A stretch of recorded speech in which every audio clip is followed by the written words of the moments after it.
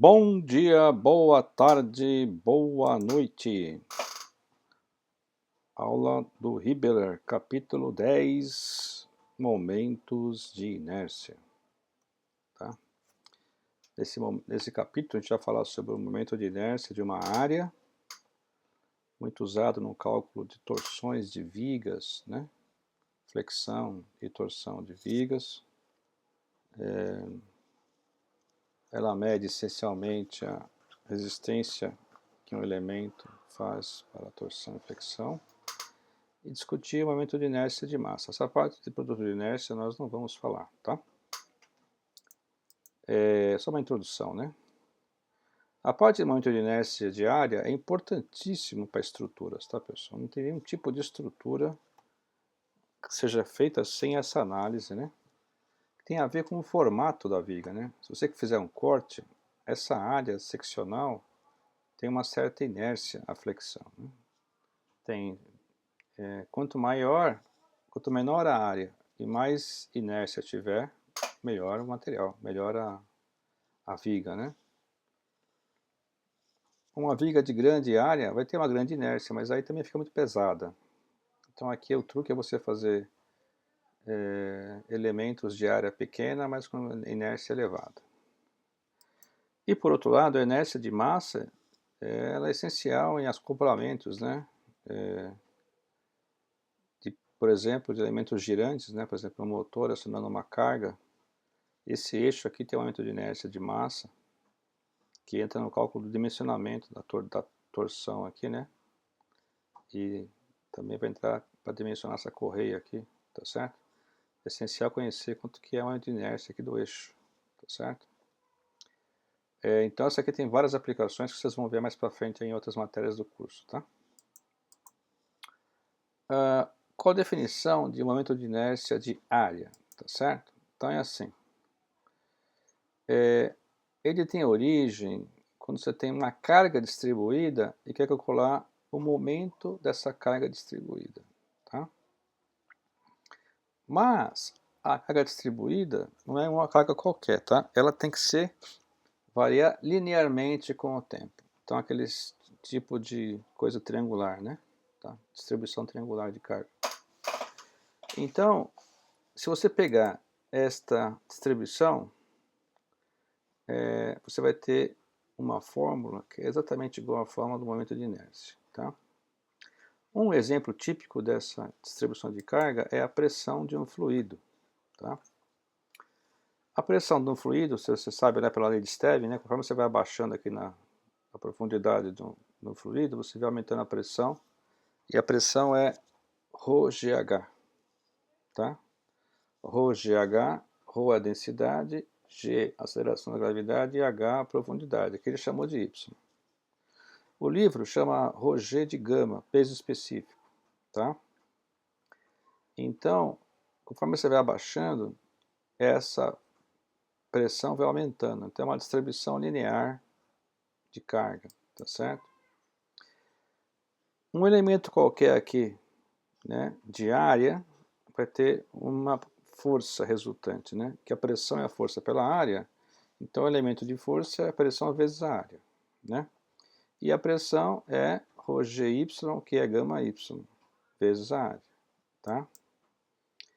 E aí, o momento desta força em relação ao eixo x aqui, tá? Vai fazer girar assim, né? Você está segurando aqui o eixo aqui, aperta uma força aqui, vai girar assim, né? Tá certo? Vai girar.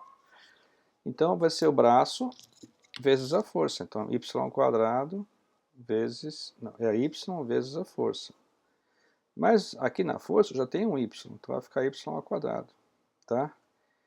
E o momento total, só você botar esse gama para fora, que é constante, vai ficar y ao quadrado dA. Então, esse é o tipo de integral de momento de inércia, tá? Isso aqui é o momento de inércia em relação ao eixo x, tá? Quer dizer, qual a tendência de giro em relação ao eixo x? Esse é o momento de inércia aqui vezes o peso específico, tá? E esse tipo de integral surge muito frequentemente. Integral de y quadrado dA, integral de r quadrado dA, x quadrado dA, tá? É chamado de segundo momento, tá? O pessoal chama de segundo momento, tá? Então, vamos ver a definição formal do momento de inércia. Então, a definição formal do momento de inércia é assim, ó. Pega uma pequena área dA, pequeníssima área, tá? Em relação ao eixo x, o braço é y, tá? Em relação ao eixo y, o braço é x.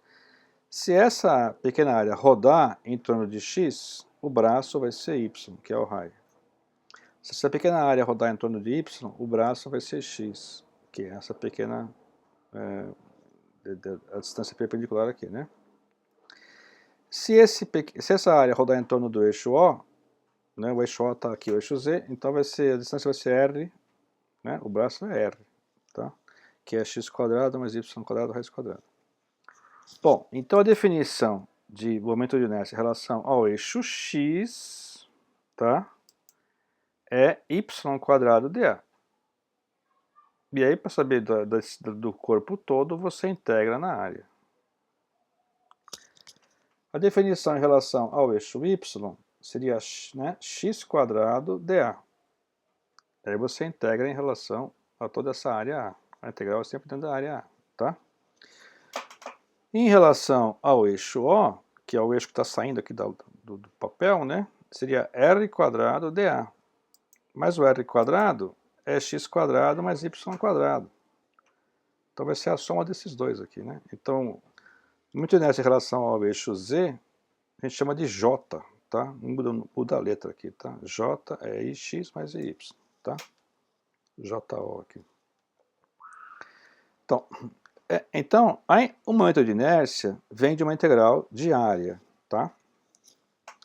Muitas vezes você já escolhe uma área em que você integra uma dimensão. Fica só a integral, então, de uma dimensão, ou dx ou dy, beleza? Na prática, você calcula, na verdade, o momento de inércia de figuras compostas, triângulos, retângulos, meios círculos, quartos de círculos, né? Os projetos mecânicos e de engenharia civil, eles usam elementos, já que tem esses momentos de inércia bastante conhecidos, tá? E aí você calcula, na verdade, o momento de inércia de uma figura composta. Para isso, você precisa saber o momento de inércia de cada figura separada, né, principal. Isso, geralmente, você usa numa tabela, dentro de uma prova, por exemplo, de uma matéria, né? Então, geralmente, para essas disciplinas, você precisa ter uma tabela que tenha o centro de massa, o centroide, né, o momento de inércia, essas coisas. Então, é uma tabela completa, tá? Mas aqui agora eu vou ensinar como que você obtém o momento de inércia, tá? As unidades aqui são, aqui a área é metro quadrado, aqui também é metro quadrado, então é metro a quarta. Ou milímetro a quarta, ou pesa a quarta, polegada a quarta, sei lá. É a distância a quarta, tá? O que acontece agora sobre o teorema dos eixos paralelos, tá? O que acontece? Em geral, pessoal, uma figura, tá, conhecida, um triângulo, um retângulo, um losango, um círculo, um quarto de círculo, tá? Ele tem um centroide conhecido e também tem um momento de inércia em relação a esse centroide conhecido, tá? Mas no exercício você tem que calcular o momento de inércia em relação a um outro ponto, né? Aqui, se você pegar um eixo saindo do papel aqui no eixo Z, aqui também, então esses eixos são paralelos, tá? Você pegar o momento de inércia então aqui e transportar para cá, para o ponto O. Como é que você faz isso? Tá? Você pega e calcula aqui a distância, tá? A distância. Em termos de x, né, qual que é o braço aqui dessa área DA em relação ao ponto O? Então, essa área DA em relação ao ponto O seria, desculpa, o eixo x, por exemplo, né? Ponto O é o eixo x. Então, esse elemento de área aqui em relação ao centro de massa é y', mas aí em relação ao eixo aqui x seria y' mais dy, tá? Então, em relação ao x' aqui, a integração disso aqui vai dar um momento de inércia em relação a esse centro de massa aqui que eu conheço já, tá? O que eu não conheço é em relação a esse eixo x aqui de baixo. Então eu tenho que somar no y', somar esse dy, tá? O que acontece? Se você abrir esse quadrado, tá? Você vai ter esse y' quadrado dA, que é o momento de inércia em relação ao C aqui, que é o centro de massa. Esse integral de y' dA, pessoal, é a média ponderada para achar o centroide, isso aqui, tá? Que vai dar aqui, em relação ao sistema y', aqui é o centro, né? Não é 0, 0. Isso aqui dá 0, tá? Isso aqui é a área total vezes a distância ao quadrado. Então, o ix vai ser o ix', que você já conhece, que é em relação ao centro de massa da figura. Isso aqui você conhece de tabelas. Esse aqui é 0, mais a área vezes a distância y. Então, o que acontece? Se eu sei o momento de inércia em relação a esse ponto C, que é o centroide, para saber em relação a eixo x' que passa pelo C, que é o centroide, para saber em relação ao eixo x aqui, o que eu faço? Eu pego esse momento de inércia em relação a C e somo com a área da placa vezes a distância y ao quadrado. Tá? O mesmo se aplica se for em relação ao eixo y. Vai ser o momento de inércia em relação a y', que é o do centroide, que você já conhece de uma tabela, mais a área da placa vezes a distância x aqui. Tá? E se for em relação ao eixo z aqui, é a mesma coisa. Tá? É AD quadrado aqui. Tá? Então, se eu tiver num eixo fora do eixo que eu conheço aqui do centro de massa, eu só somo a distância ao quadrado vezes a área para calcular o novo momento de inércia. Então, se você interpretar o momento de inércia como uma resistência ao giro, resistência à torção, resistência à flexão, né, resistência à torção, né, quanto mais parrudo, maior o momento de inércia, mais difícil de você flexionar, de você torcer, de você girar, tá certo? O que você percebe? O momento de inércia em relação ao centro de massa é sempre o mais baixo possível, tá? Ou seja, se você segurar o corpo pelo centro de massa, é o jeito mais fácil de você girar o corpo ou torcer o corpo, tá? Se você apoiar ele pelo centro de massa. Qualquer outro eixo fora que você apoie, né, ou fixe o corpo, vai aumentar a inércia, tá? Vai aumentar por esse termo aqui, tá? Então, sempre esse termo aqui, de um eixo paralelo, ele é maior do que do centro de massa, tá claro? Então, aqui tem a definição, né? O momento de inércia de uma área em relação ao eixo é igual ao momento de inércia da área em relação ao eixo paralelo que passa pelo centroide, mais o produto da área pelo quadrado da distância perpendicular entre os eixos, né? Tá certo?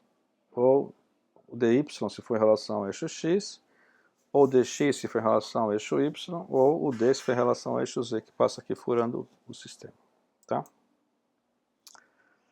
Um outro parâmetro que é muito usado é o chamado raio de giração. Muitas vezes, uma peça, uma viga tem uma seção transversal, né?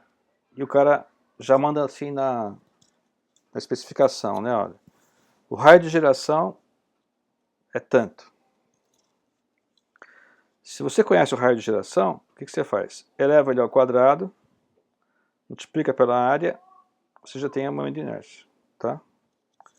Em geral, quem fornece o raio de giração são os fabricantes das peças, tá? Então, em geral, o mais prático que o fabricante fornecer é o raio de giração, em relação ao eixo, porque vai ser preso, né? Ou em relação ao eixo X, ou Y, ou o eixo Z, tá certo? Que é o zero aqui. Bom, vamos fazer exercício, né? Qual que é a momento de inércia de um retângulo? Tá? A maior parte das vigas em concreto são retângulos, né? Então, qual que é o momento de inércia dessa figura? Um retângulo maciço. Tá certo? Ele quer saber o momento de inércia em relação ao eixo x', que passa aqui no centroide, ao eixo XB, que passa aqui na base, e ao polo aqui, né? O polo que é perpendicular ao plano aqui, tá? Passa aqui pelo centro, mas é perpendicular ao plano, tá? Bom, parte A. Em relação ao centroide, o que acontece? Você pega uma faixinha paralela ao eixo que você quer. Se você quer o IX, você quer saber o IX, né?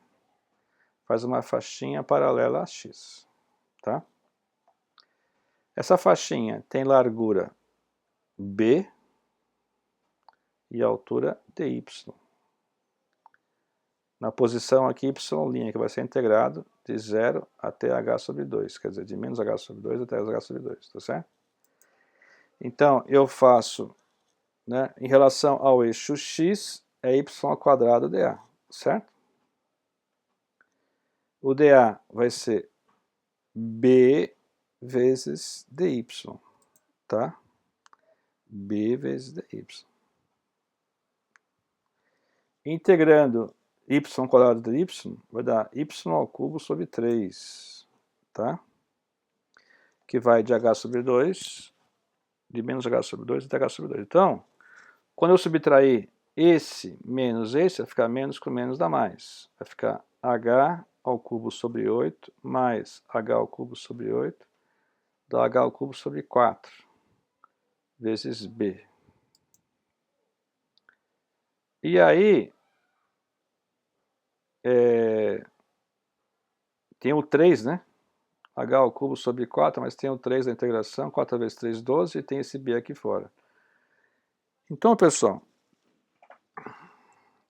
o momento de inércia em relação ao eixo x é base vezes altura ao cubo sobre 12, tá? São os resultados mais conhecidos, né, de momento de inércia, do retângulo. Repara o seguinte, quem que vai ao cubo?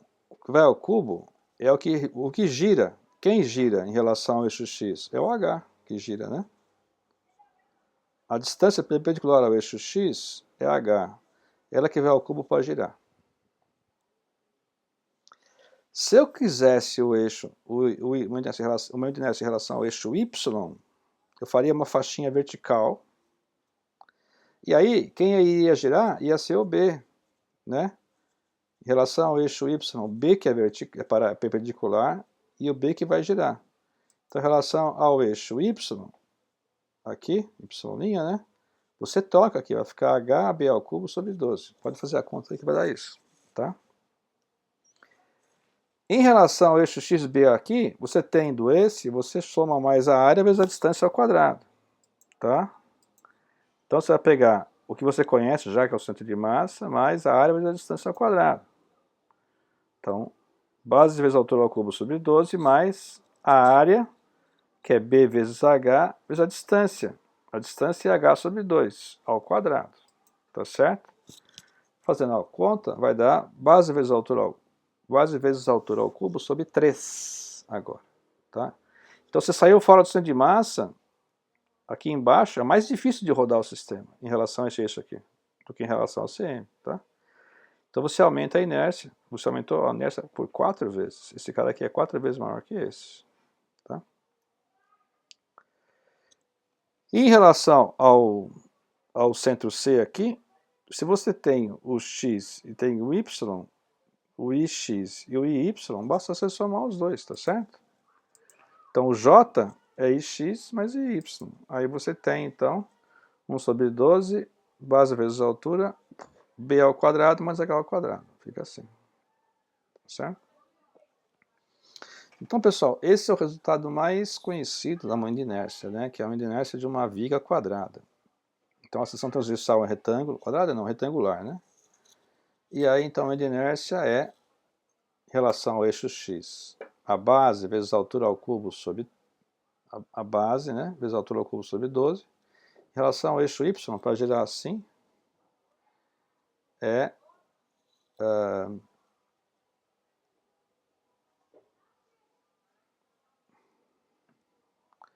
a altura vezes a base ao cubo sobre 12. Se você pensar que isso aqui é uma secção transversal de uma viga, você vai colocar peso aqui, né? você vai fazer isso aqui fletir assim, ó, tá certo? Ele vai afundar aqui no meio, vai afundar aqui, vai girar um pouquinho, tá certo? Ó. Aqui está a viga, né, sem peso. Você põe peso aqui, ela afunda, isso aqui gira assim. Então, é esse que você usa. Você gira em torno de X, tá? Então, é esse que é o resultado que você usa. Se tá a viga aqui, você aplica, essa viga está aqui, né, você faz uma força lateral, tipo força do vento, ela vai girar assim. Aí, para força lateral, força do vento, você usa esse outro resultado aqui. Seu sinônimo de inércia aqui, que é altura vezes base ao cubo sobre 12. Tá? Então, o que vai ao cubo é o que está rodando, né? Em torno de x, quem roda é a altura, em torno de y, quem roda é a base, tá certo? Bom, vou pegar agora uma inércia de uma área qualquer aqui, para mostrar como é que faz para integrar, tá certo?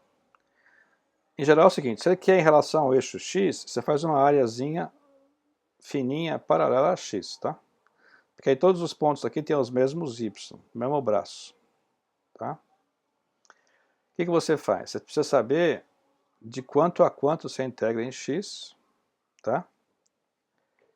E também saber aqui as coordenadas, né? Tá? Por quê? Porque a inércia é y² dA, tá? Mas quem que é o dA?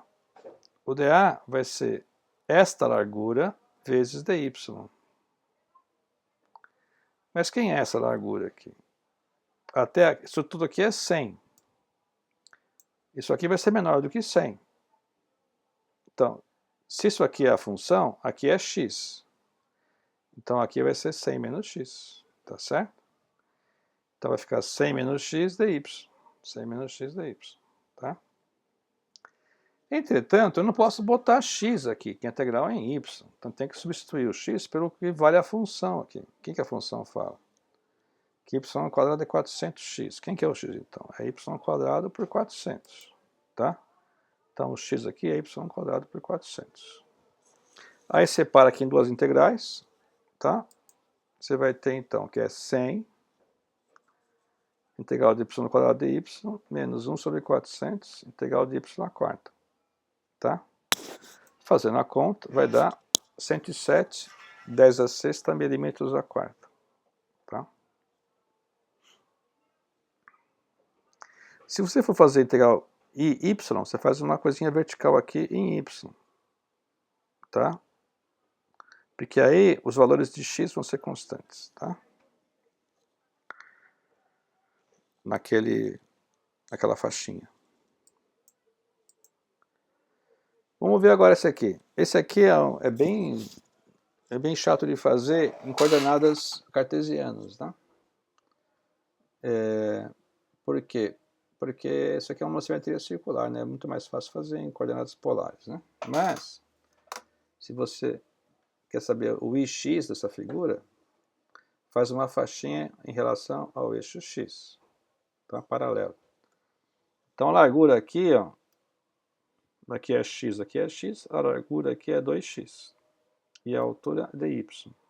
Então a área é 2x dy. Então, isso aqui é a definição do ix. Então quem que é a área? É 2x dy, tá? Mas quem que é o x aqui? Putz, então o x aqui é uma coisa chata. O x passa esse y² para lá, extrai a raiz. Então vai ficar a² menos y² raiz quadrada. Isso aqui é o x que está aqui. E essa integral aqui é muito difícil, tá? Muito difícil. Aí você tem que fazer ela no Wolfram Alpha lá. E vai dar uma integração, vai dar π a quarta sobre 4. Tá? É muito mais fácil fazer isso em coordenadas polares, né? Tá? O y, vou fazer de cabeça aqui. O y vai dar r seno θ. Então vai dar r² seno ao quadrado θ. E dA é r dr dθ. Então vai ficar integral de r ao cubo, da r à quarta sobre 4, integral do seno ao quadrado, tá? Seno ao quadrado, de 0 a 2π. Aí você troca o seno ao quadrado de 1 menos cosseno de 2θ sobre 2, e esse cosseno de 2θ na função cíclica vai dar zero, vai dar, essa integral vai ser a integral só de meio dθ. Ó, meio dθ, integral de, vai dar θ, meio θ, 0 a 2π, vai dar 2π, 2π sobre 2 dá π, aí vai ficar π a quarta sobre 4, tá? Em polares é mais rápido, tá? Essa integral aqui só fazendo mesmo no algum programa aí, tá? Nessas coordenadas cartesianas. Então você troca para polar aqui, né? Falar que y é r seno θ. Aí você vai ter aqui, não, r não, a, né? A seno θ. A seno θ. O y, não, o a é o valor final, né? Então não é r seno θ mesmo. Aí você vai pegar o r de 0 até a. Aí sai mais fácil aqui, tá? Essa integral aqui agora, essa área aqui, tá? Então, ele quer saber o momento de inércia em relação ao eixo x, então ele quer saber o ix. Então, se é em relação ao eixo x, você faz uma área retangularzinha paralela a x, tá? Então, quanto que é o comprimento? Quanto que é essa área? É a base vezes a altura. Comprimento é x2 menos x1 e a área é dy. Então, o dA vai ser x2 menos x1 vezes dy, tá? x2 menos x1. Quem que é o x1? x1 é o mais longo aqui, que é a função x². Então, o x1 é a raiz de y. E o x2 aqui? O x2 é o próprio y, porque y é igual a x. Então, vai ficar a raiz de y menos y. Aí você separa aqui em duas integrais, tá? E aí vai dar esse valor aqui. 0,03757 pés ao quadrado. Isso aqui é um pé, né? Um pé. Tá certo? Então aqui também é tranquilo, né? Agora, o que realmente é mais importante é isso aqui. Momento de inércia de área composta, tá? Área composta que é o que interessa. Então, por exemplo, essa figura aqui. Quanto que é o momento de inércia dessa figura? Em relação ao eixo x que está mostrado aqui, ó. Tá? Esse eixo x aqui. Aí você vai numa tabela e sabe quanto que é o momento de inércia de um retângulo em relação ao seu centro. E de um círculo em relação ao seu centro. Sabendo os dois, você calcula os dois, né, transferindo aqui para o eixo x aqui embaixo. E depois você faz o esquema, né, de buraco. Como é que é o esquema de buraco? Você faz a peça cheia menos esse parte do buraco, você faz com uma massa negativa. Aí vai ficar negativo aqui, tá certo? Então, esse cara aqui, o momento é o círculo, né, é πr² sobre 4, que é a relação ao centro de massa. Mais a área dele, que é πr², vezes a distância y, que é daqui até aqui. Daqui até aqui, 75 milímetros, tá certo? Então, πr² sobre 4, mais a área, π vezes 25 ao quadrado, vezes a distância, né, do centro até o eixo paralelo, 75. Então, isso aqui deu 11,4, 10 a sexta, milímetro a quarto. Agora, do retângulo. O retângulo, né, é base vezes a altura ao cubo sobre 12 em relação ao centro, tá certo? Esse cara aqui é a base vezes a altura ao cubo sobre 12. Mais a área, que é 100 vezes 150, vezes a distância do centro até o eixo x, que é 75. Então, somando, vai dar 112,5, 10 a sexta, milímetro a quarto. Qual que é o esquema, então? Você pega a chapa inteira, subtrai do círculo para fazer essa parte vazada aqui. Então, pega esse menos esse. Então, dá 101, 10 a sexta, milímetro ao quadrado. Essa é a resposta. Tá certo? Então, área composta é o que é mais importante desse tópico. Tem que saber o momento de inércia de área composta. Tá? Por exemplo, aqui. Eu tenho 3 peças aqui. Né? Aí você tem que ser muito... Essa aqui tem que ter um cuidado absurdo para você não se atrapalhar, tá?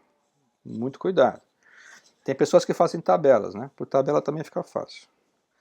Então divide em pedaços, tá? Por exemplo, divide em pedaços. Tá aqui, dividir em pedaços. Dividir em 3 retângulos. Tem que saber exatamente qual que é o centroide de cada retângulo. Esse aqui é o ponto médio da altura e da largura. Aqui é o ponto médio da largura e da altura. Aqui é o ponto médio. Saber as distâncias entre o centroide e o centro de massa. O centroide e o centro de massa. Tá certo? Então, em relação ao eixo x, y, tá? Eu tenho então retângulo A, retângulo B, retângulo D. Tá certo?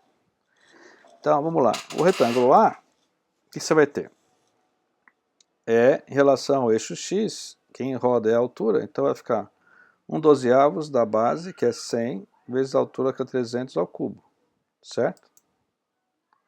Que é esse cara aqui, 1/12 da base. Mais a distância entre esse centroide aqui e o de baixo aqui. Tá? Isso aqui é 50 e aqui é mais 150, dá 200. Tá? Então é a área vezes 200 ao quadrado. Tá? A área vezes 200 ao quadrado. Aí você vai ter então aqui o retângulo A, quanto que é o momento de inércia? 1.425, 10 a nona milímetro ao quadrado. Agora, esse retângulo grandão aqui do meio, ele já está no centro. Ele não precisa fazer o teorema do eixo paralelo, aqui é só você colocar então que em relação ao eixo x, é a base, quanto que é essa base aqui? Quanto que é o tamanho total aqui? Deixa eu ver. 100, não, 250 mais 50, 300, 300, 600. 600 vezes a altura ao cubo, que é 50, ao cubo sobre 12. Só isso. Ah, não, ele está sabendo também um retângulo, ele quer saber o x e o y. Ah, e x e y, perdão. Então aqui, esse retângulo aqui é o y. Então vai ficar y, então quem roda é essa largura aqui que é 100. Então vai ficar 1/12 de 300, 100 ao cubo, tá? Mas a distância entre esse centroide aqui e aqui no eixo y, tá? Daqui até aqui é quanto? Ó, se aqui é 300 e aqui é 50, daqui até aqui é 250. Então vai ficar 250 ao quadrado vezes a área. Então a área vezes 250 ao quadrado. Então aqui está o eixo y, tá? O retângulo do centro, o ix é moleza, né? O B, né? É 1/12 da largura, que é 600, vezes a altura 50 ao cubo, tá? Desculpa, é 600, né? Essa largura aqui que vai rodar, o tamanho dela é 100, né? Não é 50. 50 é só daqui até aqui. 100 ao cubo. E em relação ao eixo y, né? Esse cara aqui é o que vai rodar, né? Que é esse grandão aqui, perpendicular. Então ele é 300 ao cubo, né? 300 aqui, 600 ao cubo. E essa largura aqui é 100. Então o y aqui ele é bem maior do que o x, tá? E esse último retângulo aqui, em relação ao eixo x, é quase igual ao de cima, em relação ao eixo x. É igual, né? Vai ficar a altura ao cubo 300 ao cubo, vezes aqui 100 sobre 12, mais a distância, que é 200 aqui, vezes a área. Ó, 200 ao quadrado vezes a área. Em relação ao eixo y, a distância é 250. Então, quem roda é o 100, vai ficar 300 vezes 100 ao cubo, mais a área 100 vezes 300, vezes a distância 250 ao quadrado. Então, está aqui, 1.90, 10 a 9. Portanto, o momento de inércia total dessa peça é somar tudo, né? Em x vai ficar 1.425 mais 0,05 mais 1.425. Então você vai ter 2.90, 10 a nona milímetro ao quarto. Em relação ao eixo y, vai ficar 1.9 mais 1.8 mais 1.9, 10 a nona. Vai ficar 5.6, 10 a nona milímetro ao quarto. Tá? Então, é mais fácil rodar em torno de x do que em torno de y, porque tem mais, a massa está mais espalhada em torno de y. Né? O momento de inércia é tão maior quanto mais espalhada for a massa. Né? Se a massa estiver longe do eixo, o momento de inércia é gigante. Tá? que é concentrada no eixo, o momento de inércia né? Pegar essa caneta aqui, por exemplo, o momento de inércia aqui em relação ao eixo Z aqui é baixinho, porque a distância aqui das massas até o eixo Z é muito pequenininha. Se você pegar o eixo X aqui e vai rodar assim, essas distâncias aqui, daqui até aqui a distância é gigante. Ó. Então é muito maior esse momento de inércia aqui do que esse que roda assim, em torno de Z. Tá certo? Bom, então, o momento de inércia de massa, pessoal, ele é quase igual ao outro, só que em vez de você pegar a área como peso, você vai colocar a massa como peso. Então, ele é muito usado em rotação, na dinâmica de rotação, né? E também é o segundo momento de todos os elementos da massa, né? É o segundo momento da massa. Então, a massa vezes o braço é o primeiro momento de massa. O segundo momento é a massa vezes o braço ao quadrado, tá? Então você pega aqui um corpo qualquer, pega o elemento de massa. Primeiro você pega um corpo qualquer, pega um eixo de rotação. Aí pega um elemento qualquer de massa, calcula a distância perpendicular aqui até esse eixo. Tá? Isso aqui é o elemento de massa. Então, quem que é a momento de inércia? É a integral de R quadrado dm. Então, é a massa vezes o braço ao quadrado. Por isso que é o segundo momento que chama. Tá? Entretanto, pessoal, ninguém faz integração na massa, né? O que você costuma fazer? Né? Aqui você, então agora a unidade é diferente, você quilograma vezes metro quadrado. Tá? Ou grama vezes centímetro quadrado. Ou, sei lá, slug vezes pé quadrado. O que você quiser aqui, tá? Em geral, você não usa integral em dm, você faz a integral no volume, né? Porque a densidade é a massa pelo volume. Então, a massa é densidade vezes o volume. Então, você troca aqui, ó, a densidade vezes o volume. Aí você bota, se densidade é constante, você bota a densidade para fora, tá certo? Então, a integral fica assim, R quadrado dV. Então, pessoal, quanto mais espalhado tiver as massas, maior vai ser esse momento de inércia. Mais difícil de gerar o corpo, tá? O momento de inércia de massa é uma dificuldade que o corpo oferece para você rotacionar o corpo. Quanto maior for esse momento de inércia, maior vai ser a dificuldade de rotar. Mais energia você gasta para rodar o corpo, tá certo? Então, por exemplo, aqui, você fala assim, professor, mas então quer dizer que eu tenho que fazer uma integral tripla de volume aqui? Então, teoricamente sim, mas não precisa fazer isso, né? Por quê? Você faz o seguinte, você pega um elemento de volume perpendicular ao eixo que você quer integrar. Esse elemento de volume já tem uma variável, só pode depender da variável que você quer integrar, tá? Como se você fizesse um volumezinho ali, né? Cuja distância até o eixo que você quer seja constante, tá? Então, para aqui o cilindro, por exemplo, o que você faz? Para você ter a integral aqui em relação ao eixo Z, né? Porque o eixo de simetria do cilindro é o eixo Z. Então, o momento de inércia em relação ao eixo Z, você faz o seguinte, você faz uma casca, tá? Uma casca, uma casquinha aqui.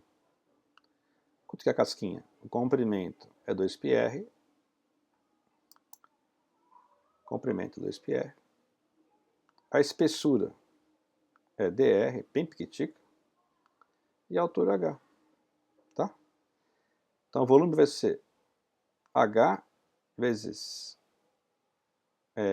2πr vezes dr, tá? Então, comprimento vezes elemento de largura vezes a altura. Então, 2πr vezes dr vezes h, tá certo? Aí o que acontece? Você vai ter que, o elemento de inércia vai ser R quadrado dm. dm é ρ dv, então é ρ vezes 2πr drh. 2πr drh. Mas como tem um R aqui, tem um R quadrado aqui, vai ficar R ao cubo. Agora você integra isso aí em R, tá? De 0 até R. Rho vezes 2πh é constante, vai ficar integral de R, integral de R ao cubo, vai dar R a quarta sobre 4. Como tem esse 2, cancela, dá 2. Tá?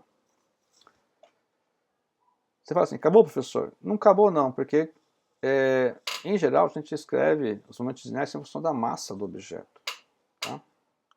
Então eu vou trocar densidade é massa pelo volume, então eu vou trocar aqui, vou colocar a massa pelo volume aqui.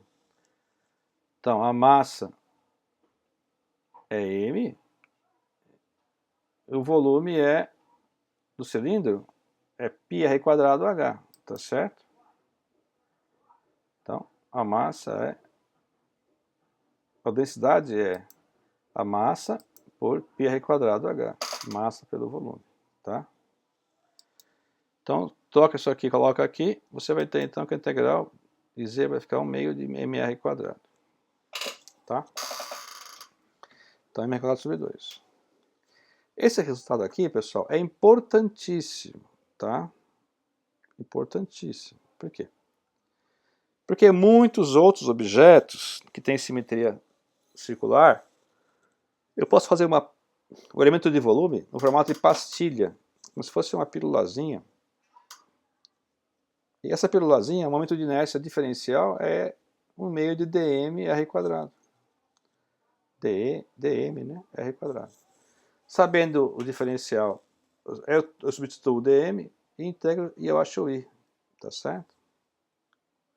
Então é muito usado esse truque, você pega qualquer pastilhazinha ali, uma moedinha, né? Porque tanto faz se esse cilindro for alto, ou se for uma moeda. Não depende de H aqui, ó. Cadê a altura aqui? Não depende da altura, tá certo? Você pode, para rodar, tanto faz se é uma pastilha ou se é um cilindro compridão. Ele tem a mesma momento de inércia, tá? E aí o que acontece? Você usa isso aqui em vários exercícios, tá?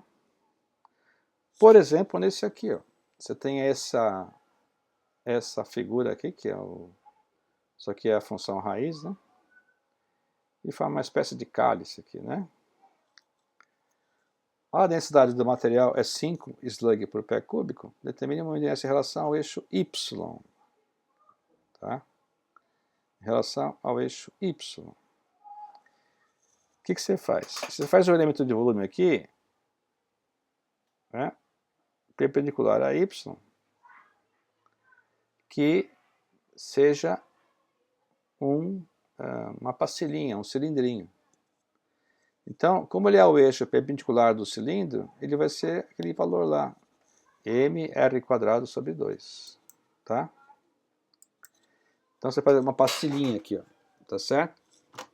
Isso aqui é um cilindrinho, o momento de inércia é D, porque como é pequenininho, né, essa espessura é muito pequenininha, é dm r² sobre 2. Esse r aqui é o x, né, no eixo x, e a altura da pastilha é dy.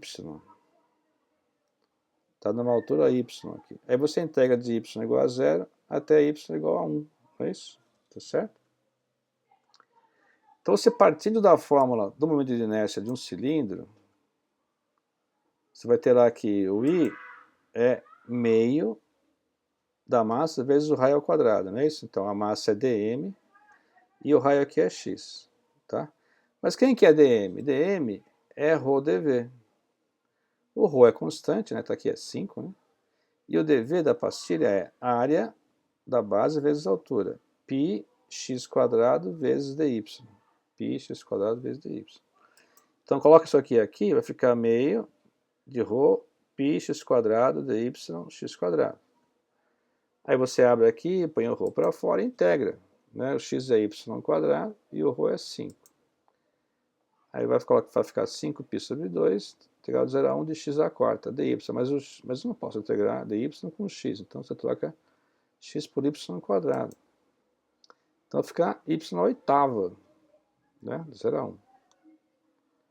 Aí fazendo a conta, você vai dar que isso aqui é 0,873 slug vezes π². Esse é o momento de inércia y.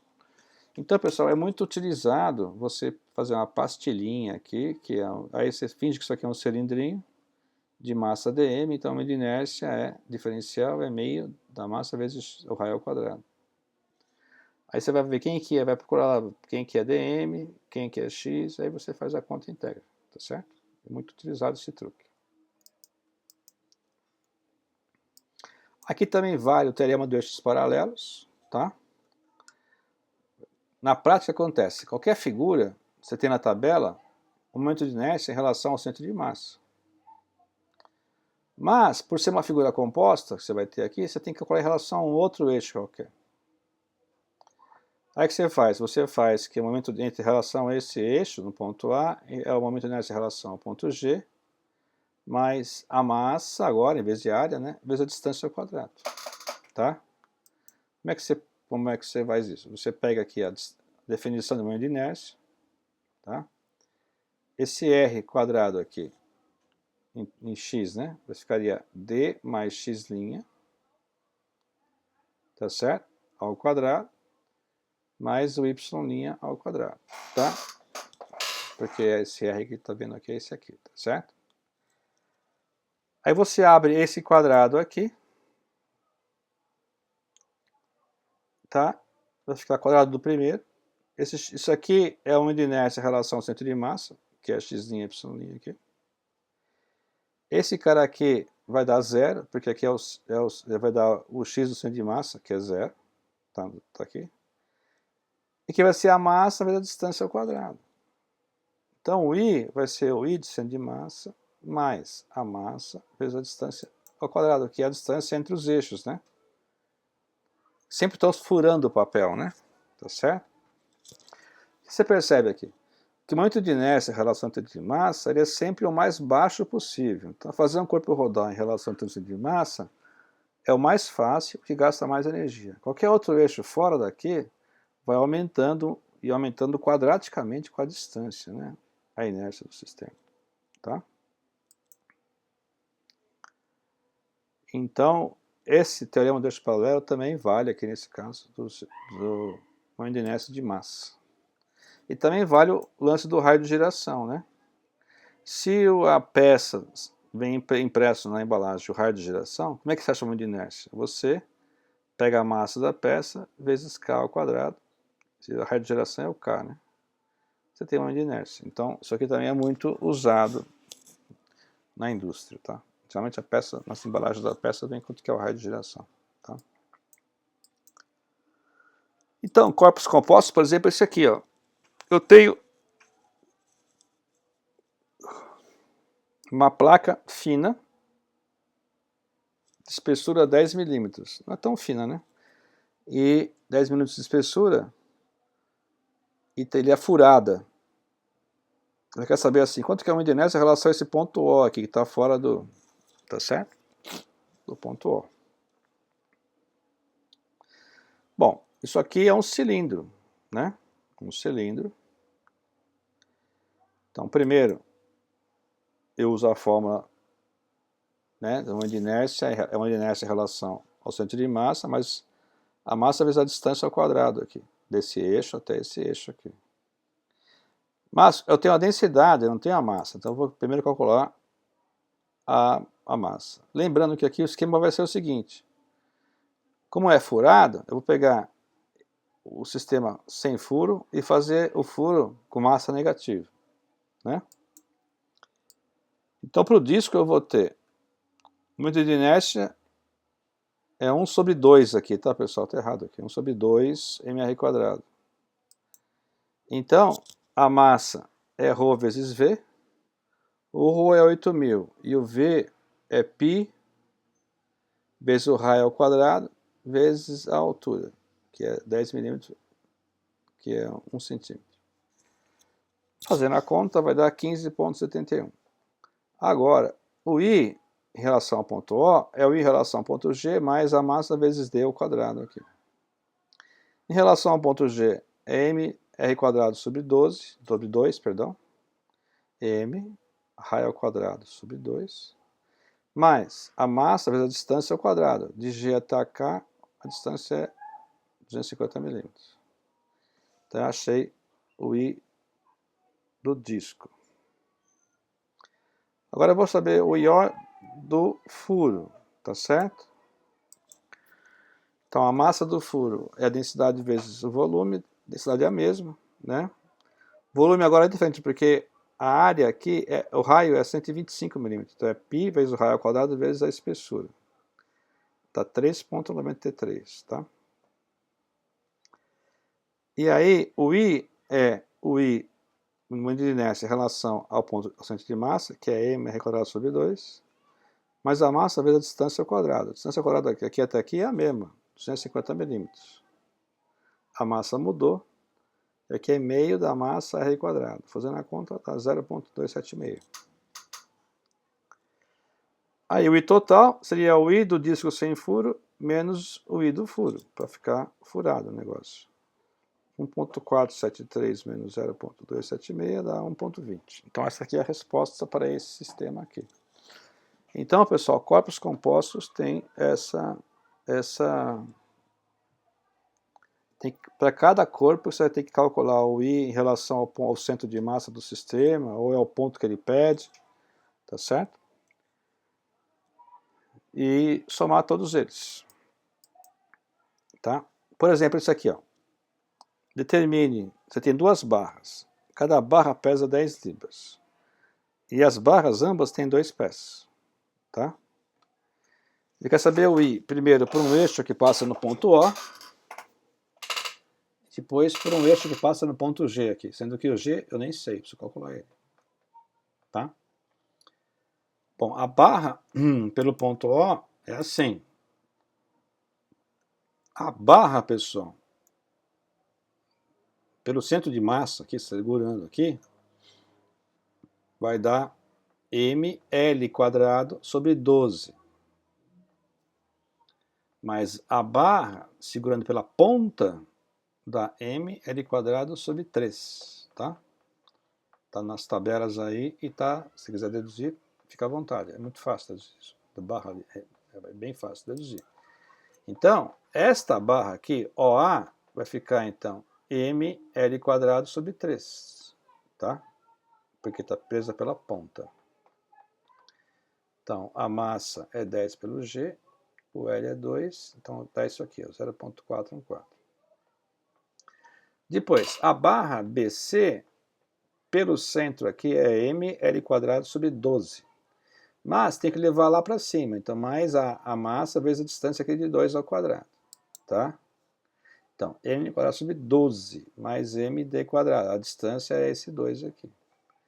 Então, aqui está a momento de inércia em relação ao cm, que é aqui, ó, cm aqui, né, dessa barra, mais a distância, o md quadrado, que é a massa dela por d quadrado, daqui até o ponto O, que é 2. Tá aqui. Fazendo as duas contas, vai dar 1,346, somando. Essa barra está bem mais longe do ponto O, então é mais difícil de, quanto mais longe do ponto de rotação, maior o momento de inércia. Está vendo como é maior? E aí, somando os dois, vai dar 1,76.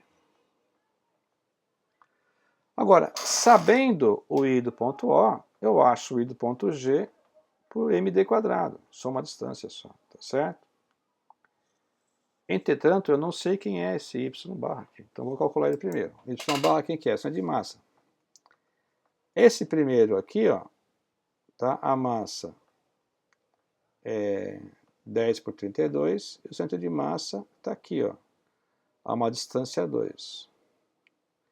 Esse outro, a massa 10 por 32, o centro de massa está aqui, ó, numa distância 1. Aí eu somo os dois pesos e divido pela soma das massas, não é isso? Ó? Então, o primeiro disco, ele tem, esse aqui que está de pé aqui, ele tem massa 10, e o CM, o YM dele aqui é 1, né, que está aqui, ó, bem no ponto médio, tá certo? E o outro disco, esse de baixo, está aqui, ó, a massa é 10 também, mas a cota dele em relação a O, a cota dele é 2 pés, então está aqui 2. E dividido pela soma das massas, ele é 1,50. Então, se isso aqui é 1,50, trazer de O para G, só você aplicar a fórmula. IO eu já conheço, IG não sei quanto é, e aqui é a massa, que é a soma das duas massas, que é 20, D quadrado é de O até a G, que é 1,5. Aí eu isolo IG, e desde que o IG deu 0,362. Slag pé quadrado. Repara que ele é bem mais baixo que esse IO, né? Porque rodar isso aqui em torno do centro de massa é bem mais fácil do que rodar num ponto da extremidade. Se você roda em torno da extremidade, tem mais massa espalhada, aumenta o momento de inércia. Rodar em torno do ponto G é sempre o mais baixo possível do momento de inércia, tá certo? Pessoal, então, essa aqui é a parte do momento de inércia. Então, tá, acabou esse capítulo. Nós não vamos ver produto de inércia, tá? É uma coisa mais específica, quando a seção não tem simetria, por exemplo, um triângulo, né? Tá certo? E aí, então, façam a lista lá, só recomendo que vocês façam a seguinte mudança, pessoal. Troquem o exercício 56 pelo exercício 90, né? O 56 é um exercício de produto de inércia, a gente não deu isso aí, troca pelo 90, tá bom? Então, façam a lista e a gente se vê na terça-feira, tá? Até mais.